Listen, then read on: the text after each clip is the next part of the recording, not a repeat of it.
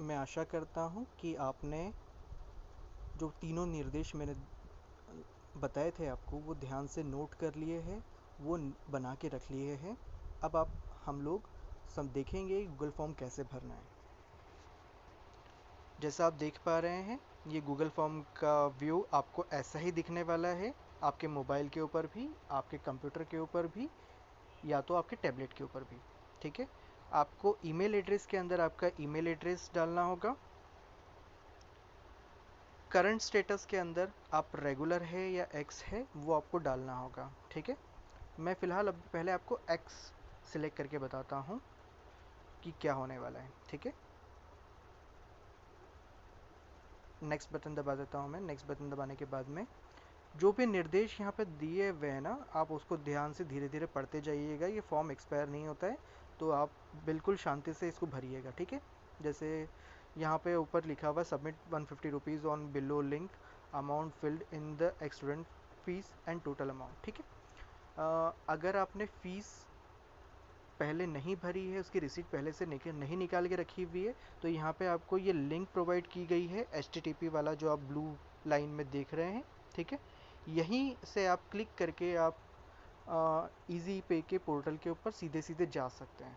वहाँ पे 150 रुपये का रिसीट जमा कीजिए, वो प्रिंट को निकालिए या तो स्क्रीनशॉट लीजिए और उसको उस स्क्रीनशॉट को यहाँ पे नीचे 8 फाइल्स जो दिख रहा है अपलोड स्क्रीन वाला स्क्रीनशॉट वाला 8 फाइल्स के ऊपर जाइएगा। उस फोटो की लिंक को यहाँ पे अपलोड करना है। ठीक है, आपको अपलोड करने की फैसिलिटी है यहाँ पे सिलेक्ट फाइल फ्रॉम डिवाइस। ठीक है, इसको क्लिक करने के बाद में जो भी आपका फ़ोटो है, सपोज़ वो ये फ़ोटो है। ठीक है, आपको इसे डन करना है। सपोज़ वो ये फ़ोटो है। ठीक है, आपको उसको डन करना है और अपलोड कर देना है। ठीक है,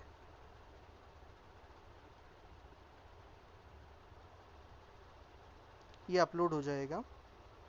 जैसे अपलोड हो जाएगा आपको नेक्स्ट बटन दबाना है और आप फर्दर प्रोसेस कर देंगे। ठीक है, ये एक्स की बात हो गई।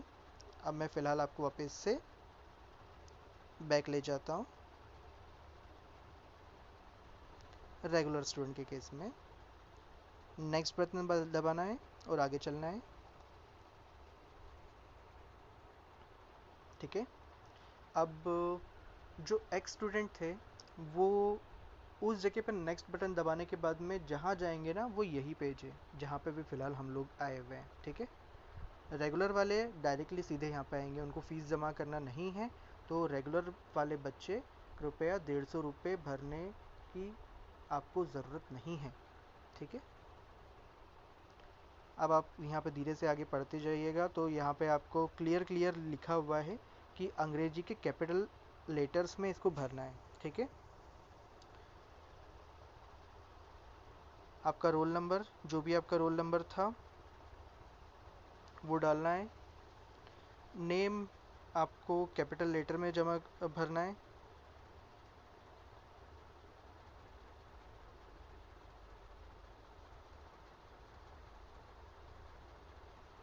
ठीक है, पासपोर्ट साइज़ फ़ोटो, आपने जो पासपोर्ट साइज़ फ़ोटो दीवार के साथ में खड़े रह के फ़ोटो खींच लिया है वो आपको यहाँ पे डालना है।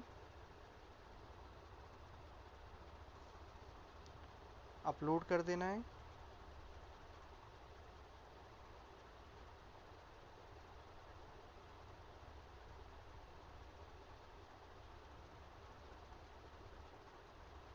ठीक है, आपका मोबाइल नंबर वो डाल देना है। फादर्स नेम,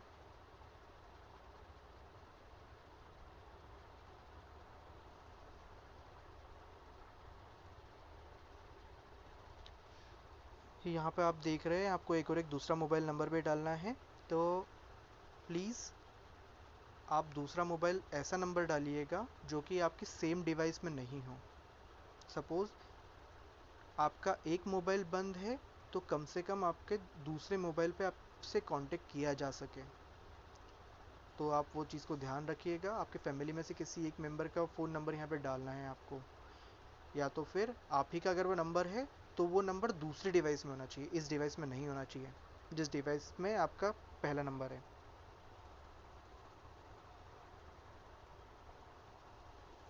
ठीक है।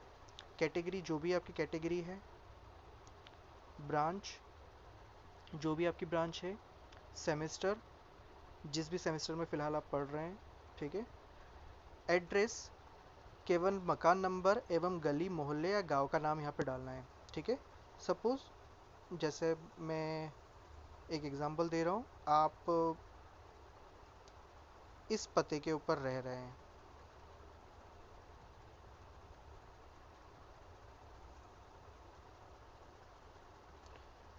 आपको कैपिटल लेटर में भरना है, उस चीज़ का ध्यान रखना है।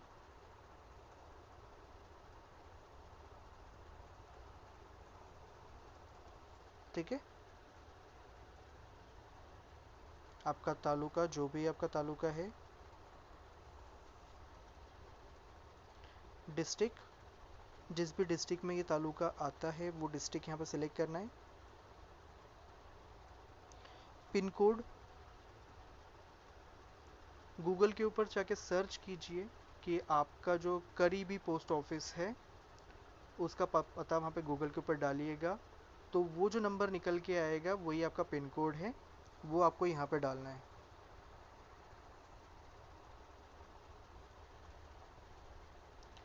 अब नियरेस्ट गवर्नमेंट पॉलिटेक्निक, जैसा मैंने आपको बताया था, एक एग्जांपल दिया था मैंने आपको। सपोज़ आप विदिशा के रहने वाले हैं। विदिशा भी एक सेमी गवर्नमेंट कॉलेज है जैसे कि वैष्णव पॉलिटेक्निक कॉलेज है। तो यहाँ पे आपको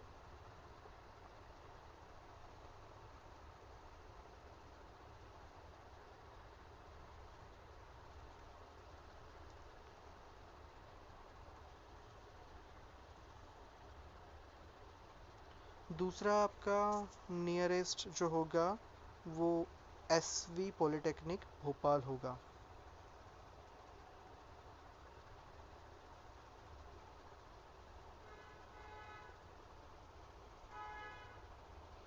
या रायसेन। ठीक है। जो भी आपके लिए कंफर्टेबल हो आप वहाँ पे डाल के आगे बढ़िएगा। अब यहाँ पे आपसे पूछा जा रहा है कि do you have any remaining x subjects, मतलब क्या आपके कोई पुराने एक्स सब्जेक्ट्स बचे हुए हैं क्या। ठीक है। यहाँ पे आपके पास में ऑप्शन है, अगर है तो यस दबाइए, अगर नहीं है तो नो दबाइए। मैं यस दबा के आगे जा रहा हूँ। नेक्स्ट। यहाँ पे आपसे आपको क्लियर इंस्ट्रक्शन है कि सिर्फ आपको एक्स सब्जेक्ट सिलेक्ट करना है, आपको आपके रेगुलर सब्जेक्ट सिलेक्ट नहीं करना है। रेगुलर सब्जेक्ट्स को हम लोग मान के चल रहे हैं कि वो ऑटो सिलेक्टेड है, हम उसको हमारी तरफ से आपके RGPV के पोर्टल के ऊपर सबमिट कर देंगे। आपको यहाँ पे फ़िलहाल सिर्फ और सिर्फ एक्स सब्जेक्ट्स की एंट्री करनी है। ठीक है। सपोज़ आपका फर्स्ट सेमेस्टर और सेकंड सेमेस्टर में कोई बैक नहीं है। यहाँ पे आप एग्जांपल को थोड़ा ध्यान से देखिएगा। मैं यहाँ पे थोड़ा उसको बोल्ड जूम कर रहा हूँ। यहाँ पे क्लियर लिखा हुआ है, सेमेस्टर के हिसाब से एक्स सब्जेक्ट्स के थ्योरी प्रैक्टिकल की एंट्री नीचे दिए गए उदाहरण के अनुसार कॉमा लगा कर करना है। ठीक है। 102 TH थ्योरी के केस में TH लिखेगा, 102 PR प्रैक्टिकल केस में PR लिखाएगा। ठीक है। आप 6 सेमेस्टर में हैं तो आपके सपोज 103 TH आपका एक थ्योरी था, 104 TH आपका दूसरा थ्योरी था, और 104 का प्रैक्टिकल भी आपका रुका हुआ था। ठीक है। आपने वो एंट्री यहाँ पे डाल दी। सॉरी, मैं यहाँ पे गलती कर दिया, वो 303 के कोड होना चाहिए।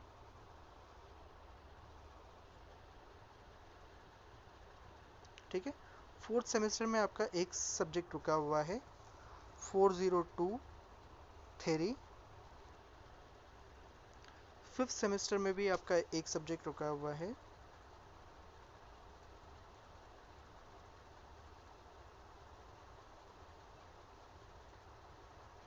10501 PR। ठीक है। ये डाल के आप आगे चल देंगे। आप 6 सेमेस्टर में हैं तो ये सारे आपके रेगुलर सब्जेक्ट्स हैं। ये 6 सेमेस्टर यहाँ पे सिर्फ और सिर्फ एक्स स्टूडेंट के केस के लिए रखे गए हैं, ठीक है। अगर आप रेगुलर स्टूडेंट हैं तो यहाँ पे आपको 6 सेमेस्टर में कुछ नहीं डालना है, ठीक है। और इसके बाद में आपको सबमिट बटन ये प्रेस कर देना है।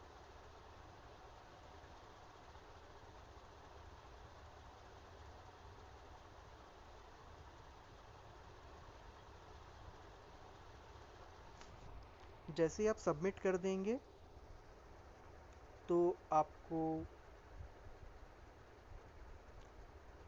आपके मेल आईडी के ऊपर कुछ मेल्स मिलेंगे, ठीक है। उन मेल्स को कैसे देखना है, उन मेल्स से आप क्या समझते हैं, वो उसके ऊपर बात करते हैं आप, ठीक है। ये आपका फॉर्म यहाँ पे सबमिट हो जाता है। अब फॉर्म सबमिट होने के बाद में क्या करना है वो देखते हैं। आपका मेल आईडी आपको ओपन करना है,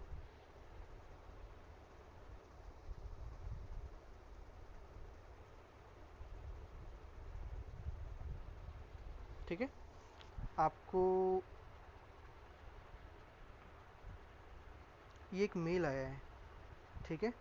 ये मेल के ऊपर आप ऊपर ही ऊपर देखेंगे Google form, thanks for filling out exam form, ठीक है। आप नीचे पहले एक बार देख लीजिए कि आपके फॉर्म के ऊपर सारी एंट्रीज जो आपने की थी वो सही है क्या। एग्ज़ाम फॉर्म में आपने जो ईमेल आईडी डाला था,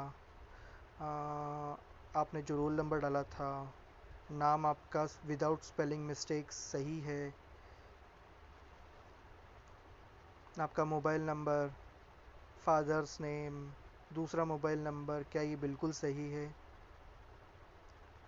ब्रांच, कैटेगरी, सेमेस्टर, पते में कुछ गड़बड़ तो नहीं की, पिन कोड में कोई गड़बड़ तो नहीं की, नियरेस्ट गवर्नमेंट पॉलिटेक्निक कॉलेज, कहीं ऐसा तो नहीं हुआ कि आपने आपका नियरेस्ट छोड़ के कोई दूसरा एक फार वाला ले लिया, ठीक है।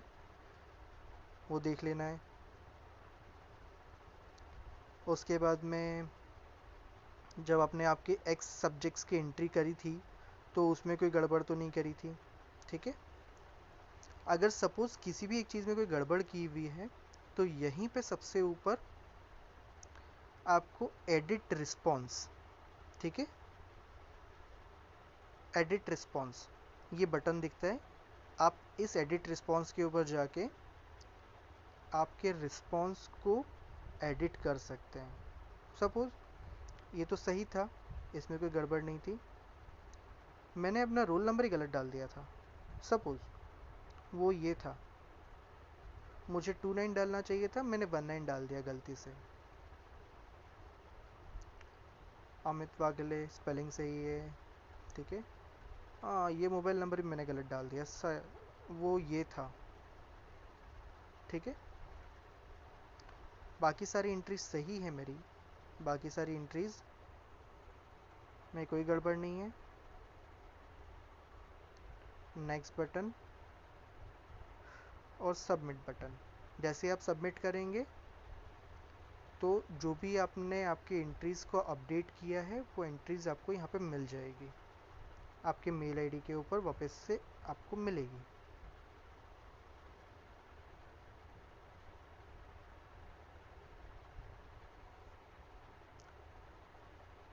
ठीक है।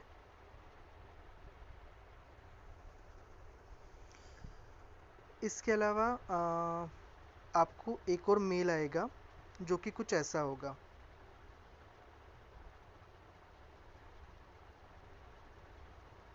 ठीक है।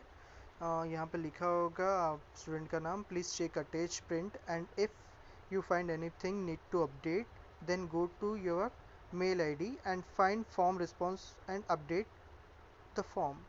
जो भी हम लोग पहले देख चुके हैं उस प्रोसेस के बारे में हमें बात किया गया है। ये अटैचमेंट को एक बार आप डाउनलोड कर लीजिएगा, ये कैसे दिख रहा है एक बार देख लीजिएगा।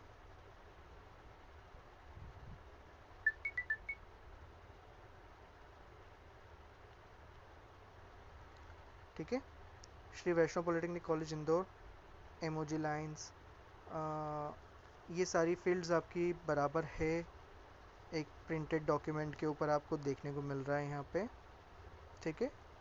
ये ऐसे ही आप डाउनलोड कर सकते हैं और फर्दर प्रोसेस हम लोग इसके बारे में आपको कन्वे करेंगे। अभी फ़िलहाल इसको आप प्रिंट निकाल के रख सकते हैं तो प्रिंट निकाल के रखिएगा, या तो फिर डाउनलोड करके आपके मोबाइल पे सेव करके रखिएगा। ठीक है, तो मैं मान के चल रहा हूँ कि आपने फॉर्म आप अच्छे तरह से भरेंगे और गलती का मौका नहीं देंगे।